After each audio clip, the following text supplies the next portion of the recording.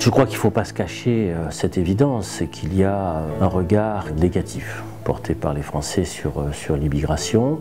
Et pourtant, nous savons que la migration ou les migrations ont été une part importante de l'histoire française.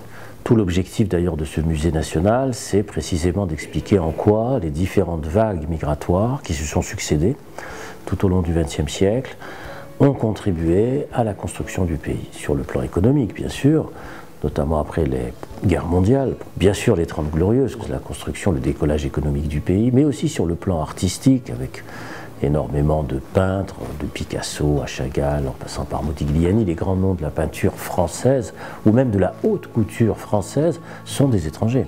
Il y a aussi, venant de territoires largement francophones, des gens qui progressivement sont aussi devenus des références sur le plan littéraire, artistique ou autre, et puis aussi des décideurs économiques, bien entendu. À travers, disons, cet enseignement, cette histoire, essayer de modifier, disons, ce regard, parce que l'immigration, effectivement, est devenue davantage une immigration venant du Sud. Une immigration venant des anciennes colonies, venant du sud de la Méditerranée, venant de l'Afrique, venant des pays musulmans. Donc il y a par conséquent la sensation d'une immigration différente. La France a une histoire, une vieille histoire avec les pays du Sud, et qu'il faut assumer aussi. Et on a par conséquent la nécessité, je pense, de faire en sorte que les histoires migratoires ne soient pas perçues uniquement, disons, sous un angle de négation, de repoussoir.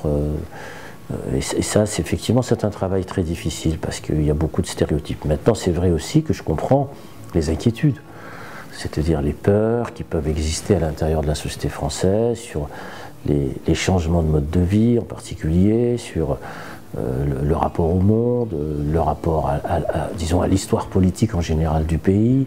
Il y a un certain nombre d'inquiétudes qui sont tout à fait légitimes, mais le problème c'est que la France vit dans un monde mondialisé.